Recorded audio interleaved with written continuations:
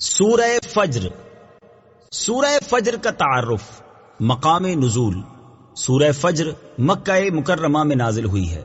آیات، کلمات اور حروف کی تعداد. اس سورت میں ایک رکوع، 30 آیتیں، 139 کلمات اور 597 حروف ہیں. فجر نام رکھنے کی وجہ. فجر کا معنی ہے صبح، اور اس سورت کی پہلی آیت میں فجر کی قسم ارشاد فرمائی گئی. اس مناسبت سے اسے سورہ فجر کہتے ہیں. سورہ فجر کے مضامین. اس سورہ مبارکہ کا مرکزی مضمون یہ ہے کہ اس میں 5 عظمت والی اشیاء کی قسم بیان کر کے کفار کو سمجھایا گیا ہے، اور سمجھانے کے لیے گزشتہ اقوام کا اپنی قوت و طاقت کے باوجود عذاب الہی کا شکار ہونے کو بیان کیا گیا ہے. نیز اس صورت میں یہ مضامین بیان ہوئے ہیں. نمبر 1، غافلوں کی غفلت، ان کی فطرت اور کردار کا بیان ہے. نمبر 2، برائیوں کی جڑ یعنی مال کی محبت اور اس کے اثرات کا تذکرہ ہے. نمبر 3، پھر قیامت کی ہولناکیوں اور عذاب الہی کی شدت کا بیان ہے. نمبر 4، آخر میں مخلصین و مومنین کے انعام و اکرام کا ذکر ہے. سورہ غاشیہ کے ساتھ مناسبت. سورہ فجر کی اپنے سے ماقبل سورت غاشیہ کے ساتھ مناسبت یہ ہے کہ دونوں صورتوں میں وعدہ اور وعید کا بیان ہے. بسم اللہ الرحمن الرحیم. ترجمہ: اللہ کے نام سے شروع جو نہایت مہربان رحمت والا ہے. والفجر وليال عشر. ترجمہ: صبح کی قسم اور 10 راتوں کی. والفجر، صبح کی قسم. تفسیر صراط الجنان میں ہے اس آیت سے مراد یا تو یکم محرم کی صبح ہے جس سے سال شروع ہوتا ہے، یا یکم ذوالحجہ کی جس سے 10 راتیں ملی ہوئی ہیں جن میں بطور خاص حج کے ایام آتے ہیں، یا عید الاضحیٰ کی صبح مراد ہے کہ یہ وہ صبح ہے جس میں حج کے اہم رکن طواف زیارت کا وقت شروع ہوتا ہے. اور بعض مفسرین نے فرمایا کہ اس سے مراد ہر دن کی صبح ہے، کیونکہ وہ رات کے گزرنے، روشنی کے ظاہر ہونے اور تمام جانداروں کے رزق کی طلب کے لیے منتشر ہونے کا وقت ہے، اور یہ وقت مردوں کے قبروں سے اٹھنے کے وقت کے ساتھ مشابہت و مناسبت رکھتا ہے. ولیال عشر، اور 10 راتوں کی. تفسیر صراط الجنان میں ہے حضرت عبداللہ ابن عباس رضی اللہ تعالی عنہما سے مروی ہے کہ ان سے مراد ذوالحجہ کی پہلی 10 راتیں ہیں، کیونکہ یہ زمانہ حج کے اعمال میں مشغول ہونے کا زمانہ ہے. ذوالحجہ کے ابتدائی 10 دنوں کے فضائل. حدیث شریف میں اس عشرے کی بہت فضیلتیں وارد ہوئی ہیں، یہاں ان میں سے 2 فضائل ملاحظہ ہوں. چنانچہ نمبر 1، حضرت عبداللہ ابن عباس رضی اللہ تعالی عنہما سے روایت ہے، اور یہ حدیث پاک ترمذی شریف میں ہے. رسول اللہ صلی اللہ تعالی علیہ وآلہ وسلم نے ارشاد فرمایا، اللہ تعالیٰ کے نزدیک ان 10 دنوں کے مقابلے میں کسی دن کا عمل زیادہ محبوب نہیں. صحابہ کرام رضی اللہ تعالی عنہم نے عرض کی، یا رسول اللہ صلی اللہ تعالی علیہ وسلم، کیا اللہ تعالیٰ کے راستے میں جہاد بھی نہیں؟ ارشاد فرمایا، ہاں، جہاد بھی نہیں، البتہ وہ شخص جو اپنی جان اور مال کے ساتھ اللہ تعالیٰ کی راہ میں نکلا، پھر ان میں سے کسی چیز کے ساتھ واپس نہ ہوا، یعنی شہید ہو گیا، تو اس کا یہ عمل افضل ہے. نمبر 2، حضرت ابو ہریرہ رضی اللہ تعالی عنہ سے روایت ہے، اور یہ حدیث بھی ترمذی شریف میں ہے. رسول کریم صلی اللہ تعالی علیہ وآلہ وسلم نے ارشاد فرمایا، جن دنوں میں اللہ تعالیٰ کی عبادت کی جاتی ہے ان میں سے کوئی دن ذوالحجہ کے 10 دنوں سے زیادہ پسندیدہ نہیں. ان میں سے ممنوع دنوں کے علاوہ ہر دن کا روزہ 1 سال کے روزوں اور ہر رات کا قیام لیلۃ القدر کے قیام کے برابر ہے. حضرت عبداللہ ابن عباس رضی اللہ تعالی عنہما سے یہ بھی مروی ہے کہ آیت میں مذکور ان راتوں سے رمضان کے آخری عشرے کی راتیں مراد ہیں، کیونکہ ان میں اعتکاف مسنون ہے اور انہی راتوں میں لیلۃ القدر آتی ہے.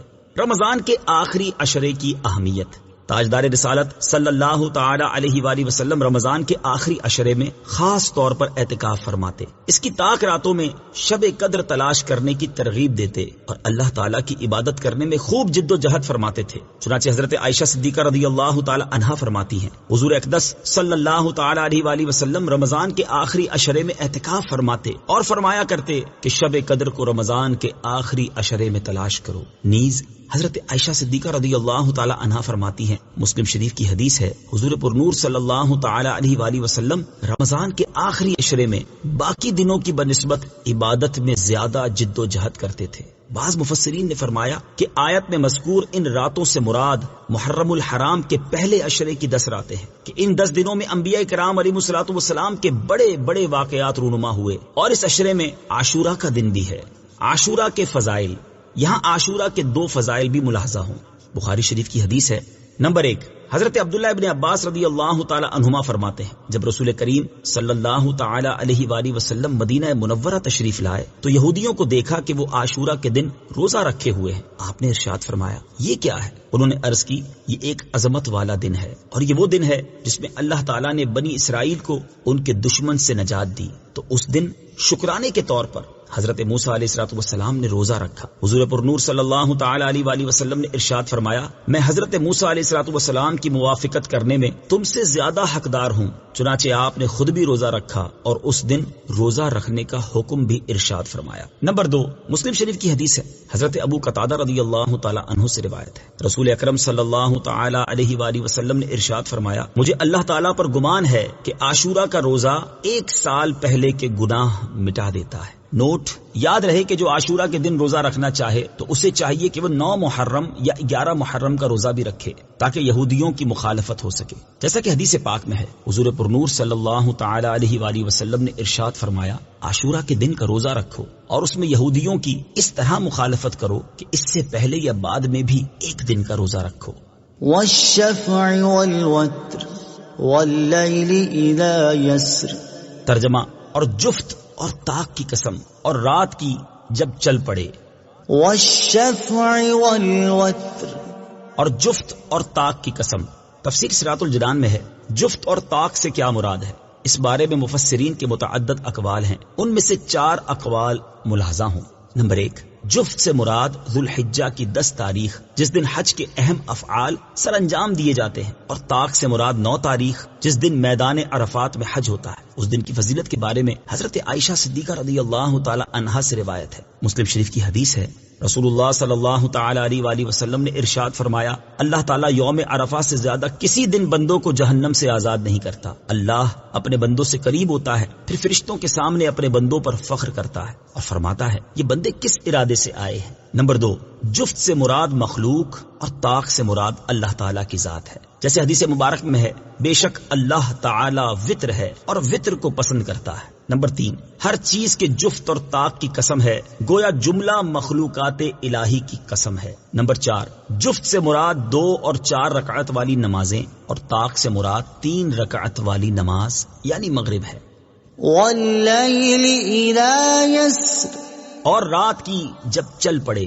تفسیر صراط الجنان میں ہے رات کے چلنے سے مراد ہے کہ گزرنے لگے۔ اس رات سے مراد کیا ہے، اس بارے میں مفسرین فرماتے ہیں کہ اس سے خاص مزدلفہ کی رات مراد ہے جس میں بندگان خدا اطاعت الہی کے لیے جمع ہوتے ہیں، بلکہ اس رات اور مقام مزدلفہ کی فضیلت میں قرآن مجید کی آیت موجود ہے، چنانچہ اللہ عز و جل ارشاد فرماتا ہے فَإِذَا أَفَضْتُم مِّنْ عَرَفَاتٍ فَاذْكُرُوا اللَّهَ عِندَ الْمَشْعَرِ الْحَرَامِ وَاذْكُرُوهُ كَمَا هَدَاكُمْ وَإِن كُنتُم مِّن قَبْلِهِ لَمِنَ الضَّالِّينَ۔ ترجمہ، تو جب تم عرفات سے واپس لوٹو تو مشعر حرام کے پاس اللہ کو یاد کرو اور اس کا ذکر کرو، کیونکہ اس نے تمہیں ہدایت دی ہے اگرچہ اس سے پہلے تم یقیناً بھٹکے ہوئے تھے۔ نیز حدیث مبارک میں حضرت جابر رضی اللہ تعالی عنہ سے مروی ہے نبی اکرم صلی اللہ تعالی علیہ وآلہ وسلم عرفات سے مزدلفہ میں تشریف لائے، یہاں مغرب اور عشاء کی نماز پڑھی، پھر لیٹے یہاں تک کہ فجر طلوع ہوئی۔ جب صبح ہوئی تو اس وقت اذان و اقامت کے ساتھ نماز فجر پڑھی، پھر قصوہ اونٹنی پر سوار ہو کر مشعر حرام میں آئے اور قبلے کی جانب منہ کر کے دعا، تکبیر و تحلیل اور اللہ تعالیٰ کی وحدانیت بیان کرنے میں مشغول رہے اور وقوف کیا یہاں تک کہ خوب اجالا ہو گیا اور طلوع آفتاب سے قبل یہاں سے روانہ ہوئے۔ بعض علماء کے بقول یہ رات حاجیوں کے لیے شب قدر سے بھی افضل ہے۔ آیت میں مذکور رات کے بارے میں ایک قول یہ بھی ہے کہ اس سے شب قدر مراد ہے جس میں رحمت کا نزول ہوتا ہے اور جو ثواب کی کثرت کے لیے مخصوص ہے اور جس کے بارے میں خود قرآن پاک کی پوری سورت موجود ہے۔ نیز ایک قول یہ بھی ہے کہ اس سے عام رات یعنی ہر رات مراد ہے کہ رات بذات خود بہت سے عجائبات و اسرار پر مشتمل ہے۔ هل في ذلك قسم لذي حجر، ترجمہ، کیا اس قسم میں عقل مند کے لیے قسم ہے؟ هل في ذلك قسم لذي حجر، کیا اس قسم میں عقل مند کے لیے قسم ہے؟ تفسیر صراط الجنان میں ہے، گزشتہ آیات میں 5 قسمیں ارشاد ہوئیں اور ان کے بارے میں فرمایا کہ بے شک یہ مذکورہ بالا چیزیں عقل والوں کے نزدیک ایسی عظمت رکھتی ہیں کہ خبروں کو ان کے ساتھ مؤکد کرنا بہت مناسب ہے۔ ان ساری قسموں کا جواب یہ ہے کہ کافر کو ضرور عذاب دیا جائے گا۔ اس جواب قسم پر اگلی آیتیں دلالت کرتی ہیں۔ أَلَمْ تَرَ كَيْفَ فَعَلَ رَبُّكَ بِعَادٍ إِرَمَ ذَاتِ الْعِمَادِ۔ ترجمہ، کیا تم نے نہ دیکھا کہ تمہارے رب نے عاد کے ساتھ کیسا کیا؟ وہ ارم، ستونوں جیسے قد والے۔ أَلَمْ تَرَ، کیا تم نے نہ دیکھا؟ تفسیر صراط الجنان میں ہے، متعدد قسموں کے بعد جواب قسم یہ تھا کہ کافروں کو عذاب دیا جائے گا۔ کافروں کا آخرت کا عذاب تو قطعی ہے، البتہ بارہا دنیا میں انہیں عذاب دیا گیا، چنانچہ اسی کی مثالوں کے طور پر یہاں سے متعدد قوموں کے عذابات کا تذکرہ کیا گیا ہے، جس سے اصل مقصود اہل مکہ اور دیگر کفار کو خوف دلانا ہے۔ چنانچہ فرمایا گیا کہ کیا تم نے قوم عاد کو نہیں دیکھا؟ قوم عاد کی 2 قسمیں ہیں، نمبر 1 عاد اولا، نمبر 2 عاد اخرى۔ یہاں عاد اولا مراد ہے جن کے قد بہت دراز تھے، انہیں عاد ارم بھی کہتے ہیں۔ کفار کو سمجھایا گیا کہ عاد اولا جن کی عمریں بہت زیادہ اور قد بہت طویل تھے اور وہ خود نہایت قوی و توانا تھے، انہیں اللہ تعالیٰ نے ہلاک کر دیا، تو یہ کافر اپنے آپ کو کیا سمجھتے ہیں اور عذاب الہی سے کیوں بے خوف ہیں؟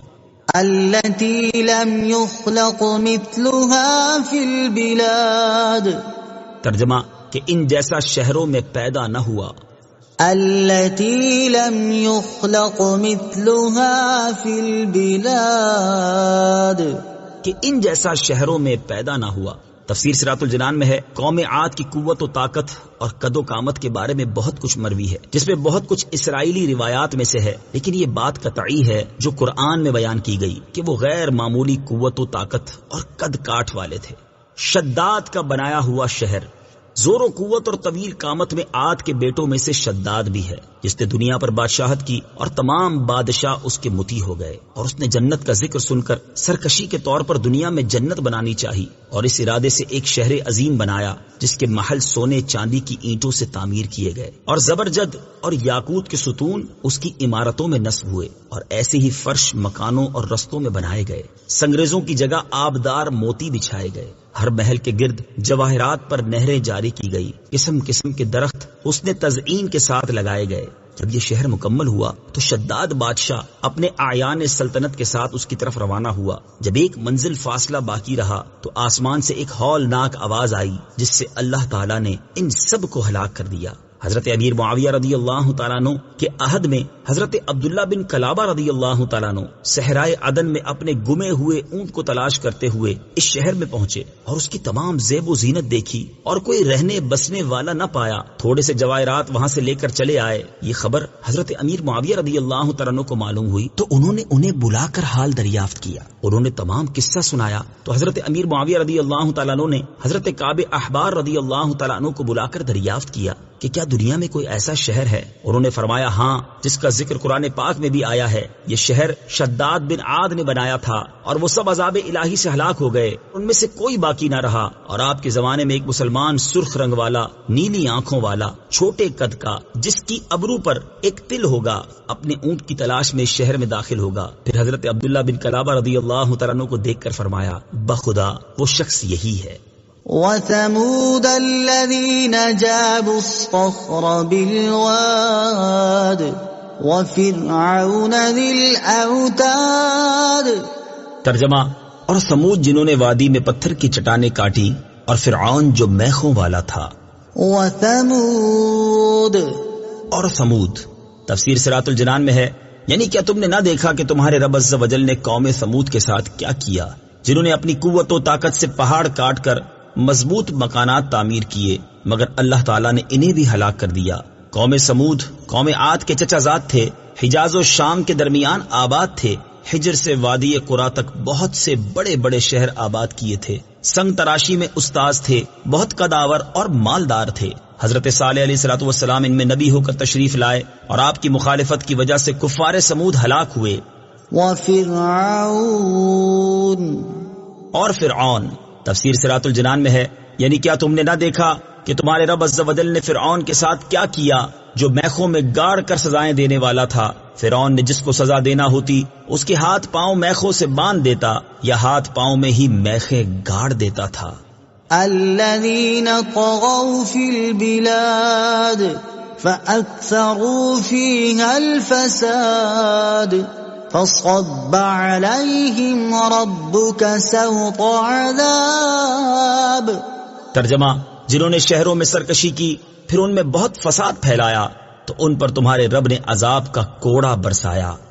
الذين طغوا في البلاد، جنہوں نے شہروں میں سرکشی کی۔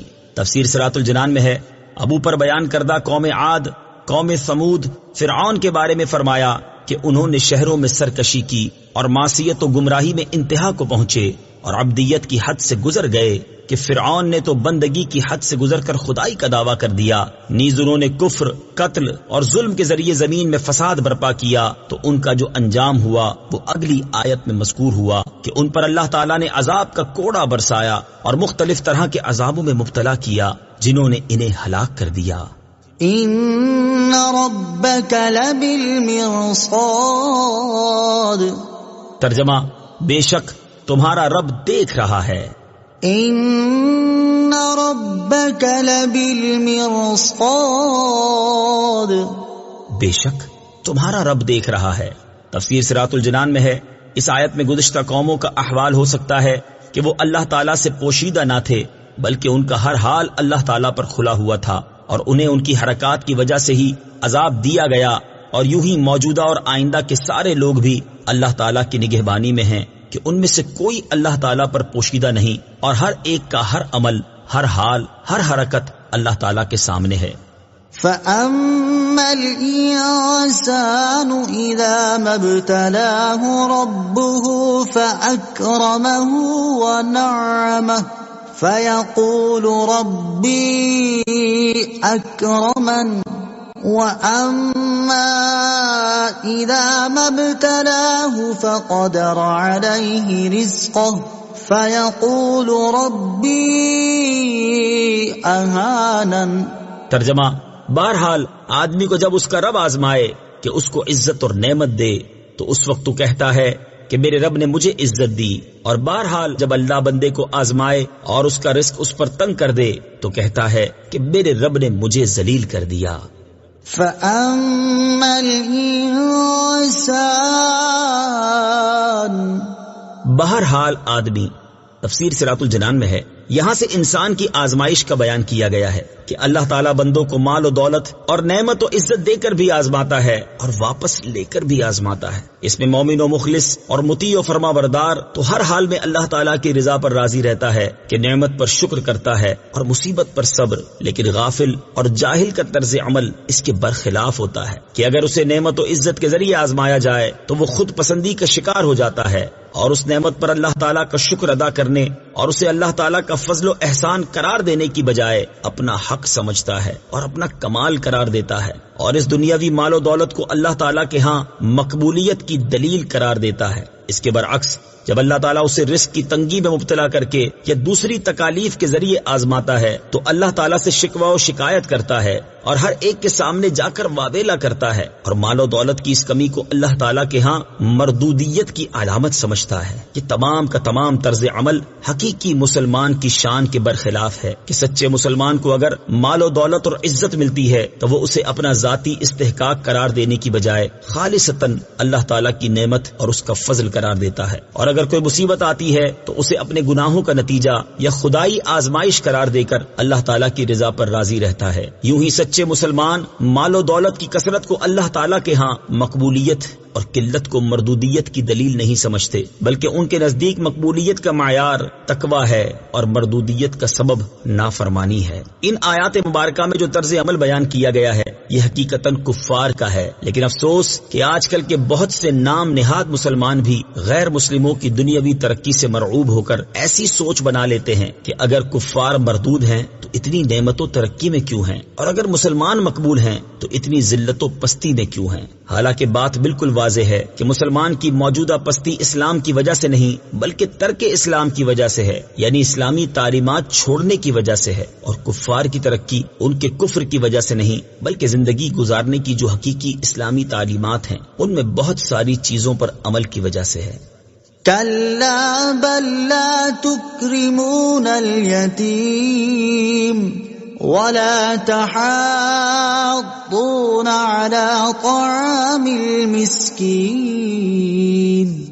ترجمہ: ہرگز نہیں بلکہ تم یتیم کی عزت نہیں کرتے اور آپس میں ایک دوسرے کو مسکین کے کھلانے کی ترغیب نہیں دیتے۔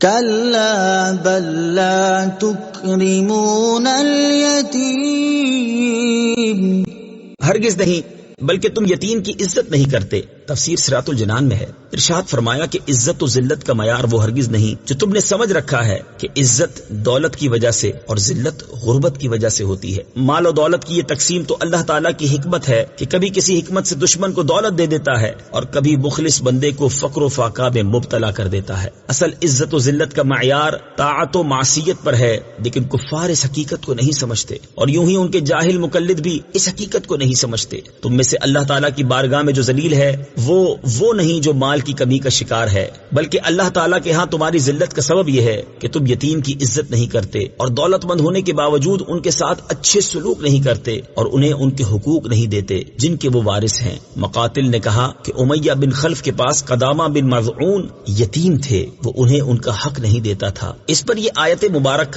نازل ہوئی، ولا تحاضون على طعام المسكين، اور آپس میں ایک دوسرے کو مسکین کے کھلانے کی ترغیب نہیں دیتے۔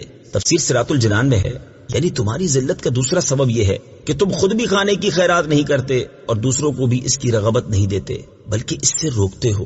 وَتَأْكُلُونَ التُّرَاثَ أَكْلًا لَمًّا وَتُحِبُّونَ الْمَالَ حُبًّا جَمًّا۔ ترجمہ: اور میراث کا سارا مال جمع کر کے کھا جاتے ہو اور مال سے بہت زیادہ محبت رکھتے ہو۔ وَتَأْكُلُونَ التُّرَاثَ أَكْلًا لَمًّا، اور میراث کا سارا مال جمع کر کے کھا جاتے ہو۔ تفسیر صراط الجنان میں ہے، یہاں کفار کی تیسری خرابی اور ذلت کا بیان ہے کہ تم میراث کا مال کھا جاتے ہو اور حلال و حرام میں تمیز نہیں کرتے اور عورتوں اور بچوں کو وراثت کا حصہ نہیں دیتے بلکہ ان کے حصے خود کھا جاتے ہو۔ جاہلیت میں یہی دستور تھا۔ اس بیان کردہ ظلم میں بہت سی صورتیں داخل ہیں، اور فی زمانہ جو چچا تایا قسم کے لوگ یتیم بھتیجوں کے مال پر قبضہ کر لیتے ہیں، یا روٹین میں جو بہنوں، بیٹیوں یا پوتیوں کو وراثت نہیں دی جاتی، وہ بھی اسی میں داخل ہے۔ یہ شدید حرام ہے۔ وَتُحِبُّونَ الْمَالَ حُبًّا جَمًّا، اور مال سے بہت زیادہ محبت رکھتے ہو۔ تفسیر صراط الجنان میں ہے، یہاں کفار کی ذلت اور چوتھی خصلت بیان کی گئی ہے، اور یہ حقیقت میں بقیہ جملہ امراض کی جڑ اور بنیاد ہے، اور وہ ہے مال اور دنیا کی محبت۔ چنانچہ ارشاد فرمایا کہ تم مال سے بہت زیادہ محبت کرتے ہو کہ اس کو خرچ کرنا ہی نہیں چاہتے، اور اسی سبب سے یتیموں کی عزت نہیں کرتے، مسکینوں کو کھانا نہیں کھلاتے، دوسروں کو صدقہ و خیرات کی ترغیب نہیں دیتے بلکہ دوسروں کا مال کھا جاتے ہو، ان کی زمین جائیداد، مال، وراثت اور ملکیت پر قبضے کرتے ہو، بلکہ اسی سبب سے قتل و غارت گری کرتے ہو۔ الغرض فساد کی جڑ یعنی مال کی محبت کی وجہ سے ہر طرح کا بگاڑ پیدا کرتے ہو۔ مال کی محبت انتہائی تباہ کن ہے، مال کی محبت نہایت تباہ کن ہے، اسی لیے قرآن و حدیث میں اس کی بکثرت مذمت بیان کی گئی ہے۔ چنانچہ اللہ تعالیٰ ارشاد فرماتا ہے، زُيِّنَ لِلنَّاسِ حُبُّ الشَّهَوَاتِ مِنَ النِّسَاءِ وَالْبَنِينَ وَالْقَنَاطِيرِ الْمُقَنطَرَةِ مِنَ الذَّهَبِ وَالْفِضَّةِ وَالْخَيْلِ الْمُسَوَّمَةِ وَالْأَنْعَامِ وَالْحَرْثِ ذَلِكَ مَتَاعُ الْحَيَاةِ الدُّنْيَا وَاللَّهُ عِندَهُ حُسْنُ الْمَآبِ۔ ترجمہ: لوگوں کے لیے ان کی خواہشات کی محبت کو آراستہ کر دیا گیا، یعنی عورتوں اور بیٹوں اور سونے چاندی کے جمع کیے ہوئے ڈھیروں اور نشان لگائے گئے گھوڑوں اور مویشیوں اور کھیتیوں کو ان کے لیے آراستہ کر دیا گیا۔ یہ سب دنیاوی زندگی کا ساز و سامان ہے اور صرف اللہ کے پاس اچھا ٹھکانہ ہے۔ اور ارشاد فرمایا، من كان يريد الحياة الدنيا وزينتها نوفي إليهم أعمالهم فيها وهم فيها لا يبخسون۔ ترجمہ، جو دنیا کی زندگی اور اس کی زینت چاہتا ہو تو ہم دنیا میں انہیں ان کے اعمال کا پورا بدلہ دیں گے اور انہیں دنیا میں کچھ کم نہ دیا جائے گا۔ اور ارشاد فرمایا، من كان يريد حرث الآخرة نزد له في حرثه ومن كان يريد حرث الدنيا نؤته منها وما له في الآخرة من نصيب۔ ترجمہ، جو آخرت کی کھیتی چاہتا ہے تو ہم اس کے لیے اس کی کھیتی میں اضافہ کر دیتے ہیں، اور جو دنیا کی کھیتی چاہتا ہے تو ہم اسے اس میں سے کچھ دے دیتے ہیں، اور آخرت میں اس کا کچھ حصہ نہیں۔ اور ارشاد فرمایا، ألهاكم التكاثر حتى زرتم المقابر كلا سوف تعلمون ثم كلا سوف تعلمون كلا لو تعلمون علم اليقين لترون الجحيم ثم لترونها عين اليقين ثم لتسألن يومئذ عن النعيم۔ ترجمہ، زیادہ مال جمع کرنے کی طلب نے تمہیں غافل کر دیا یہاں تک کہ تم نے قبروں کا منہ دیکھا۔ ہاں اب جلد جان جاؤ گے، پھر یقیناً تم جلد جان جاؤ گے۔ یقیناً اگر تم یقینی علم کے ساتھ جانتے تو مال سے محبت نہ رکھتے۔ بے شک تم ضرور جہنم کو دیکھو گے، پھر بے شک تم ضرور اسے یقین کی آنکھ سے دیکھو گے، پھر بے شک ضرور اس دن تم سے نعمتوں کے متعلق پوچھا جائے گا۔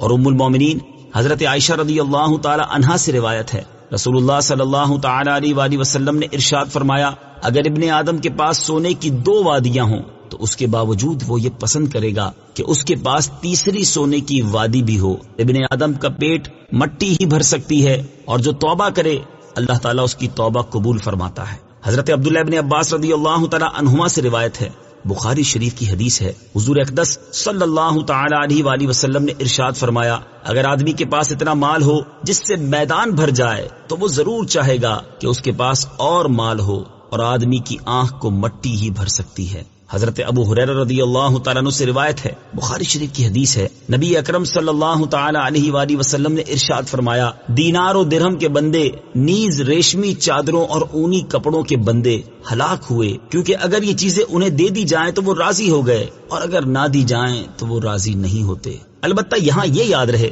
کہ آیت میں فرمایا گیا کہ تم مال سے بہت زیادہ محبت کرتے ہو۔ اس سے معلوم ہوا کہ مال کی محبت مطلقاً بری نہیں، بلکہ بہت گہری محبت بری ہے۔ گہری محبت کی کئی صورتیں ہیں، جہاں خرچ کرنا ضروری ہے وہاں بھی خرچ نہ کرے، حلال و حرام میں تمیز باقی نہ رکھے، سوتے جاگتے مال حاصل کرنے کی فکر میں رہے، مال کی طلب میں آخرت سے بے پرواہ اور اللہ اور رسول سے غافل ہو جائے، مال طلبی میں فرائض و واجبات ترک کر دے، وغیرہ۔ كلا إذا دكت الأرض دكا ودكا۔ ترجمہ، ہاں جب زمین ٹکرا کر پاش پاش کر دی جائے گی۔ كلا إذا دكت الأرض دكا ودكا۔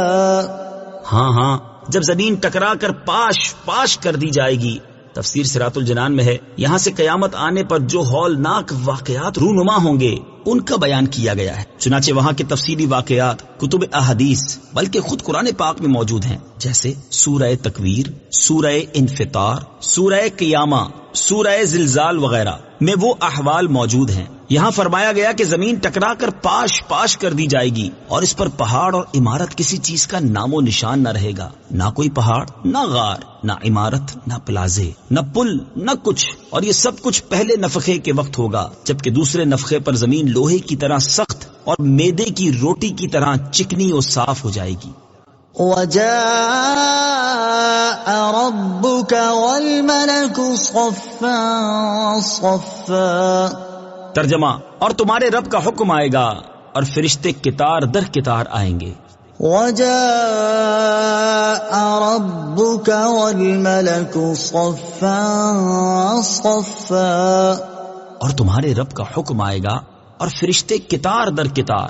یہاں قیامت کا دوسرا منظر بیان فرمایا گیا کہ تمہارے رب عز و جل کا حکم آئے گا اور فرشتے قطار در قطار آئیں گے۔ اللہ تعالیٰ کے لیے آنے کا بیان متشابہات میں سے ہے کہ اس کے لغوی معنی معلوم ہیں، لیکن حقیقی مراد اللہ تعالیٰ جانتا ہے، اور علماء تعویل کے اعتبار سے رب عز و جل کے آنے سے مراد اس کے احکام کا آنا ہے، کیونکہ یہ قطعی ہے کہ اللہ تعالیٰ آنے جانے اور اس جیسے تمام عوارض سے پاک ہے، وہ مکان سے منزہ ہے، اور حکم الہی آنے سے مراد حساب و کتاب کا حکم اور لوگوں کا فیصلہ ہے، یعنی قیامت کے دن یہ احکام آئیں گے۔ اور جہاں تک فرشتوں کے آنے کا تعلق ہے تو میدان محشر میں ہر آسمان کے فرشتوں کی علیحدہ قطار، یا دوزخ کے ہر طبقے اور جنت کے تمام طبقوں کی علیحدہ قطاریں، یا مقرب فرشتوں یا اور اقسام کے فرشتوں کی علیحدہ علیحدہ قطاریں ہوں گی۔